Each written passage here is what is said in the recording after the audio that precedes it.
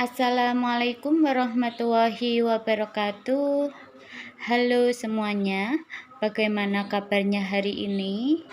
Semoga kalian tetap dalam keadaan baik, sehat, dan pastinya semangat dalam belajar.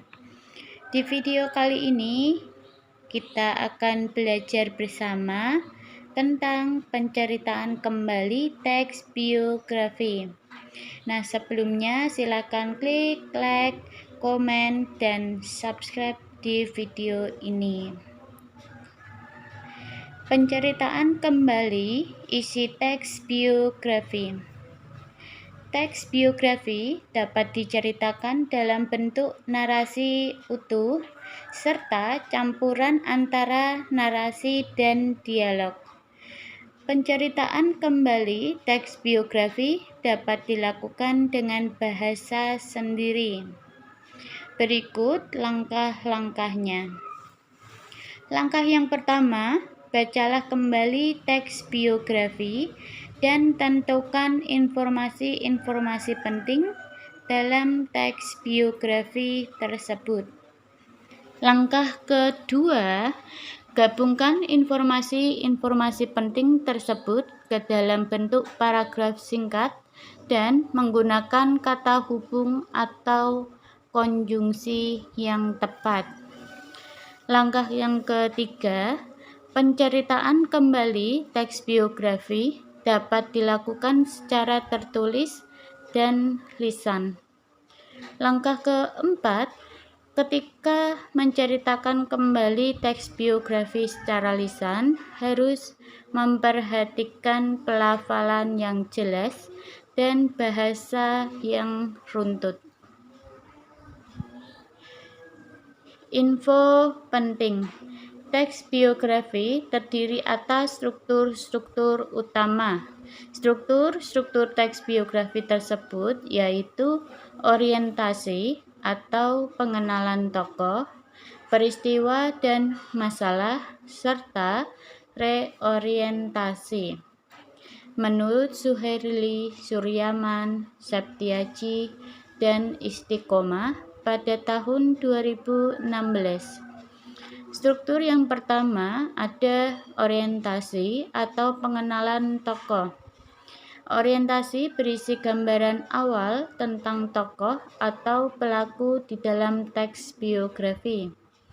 Orientasi memberikan pengenalan tokoh secara umum, seperti nama lengkap, tempat tanggal lahir, latar belakang keluarga, dan riwayat pendidikan.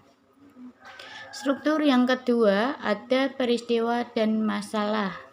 Dalam bagian ini berisi penjelasan tentang peristiwa-peristiwa yang terjadi atau pernah dialami oleh tokoh, termasuk masalah yang dihadapinya dalam mencapai tujuan dan cita-citanya. Bagian ini mencakup aspek menarik, mengesankan, mengagumkan, dan mengharukan yang dialami tokoh. Struktur yang ketiga ada reorientasi. Bagian ini berisi pandangan penulis terhadap tokoh yang diceritakan. Reorientasi boleh ada dan boleh tidak ada dalam teks biografi. Salah satu tugas penulis biografi yang akan melakukan studi tokoh harus melihat kelayakan tokoh itu untuk dijadikan objek. Ketokohan seseorang dapat dilihat dari 3 indikator. Menurut Harahap pada tahun 2014. Yang pertama, integritas tokoh. Indikator ini dapat dilihat dari kedalaman ilmu, kepemimpinan, keberhasilan dalam bidang yang digeluti, dan kekhasan atau kelebihan dibandingkan orang-orang segenerasinya. Integritas tokoh juga dapat dilihat dari sudut integritas moralnya.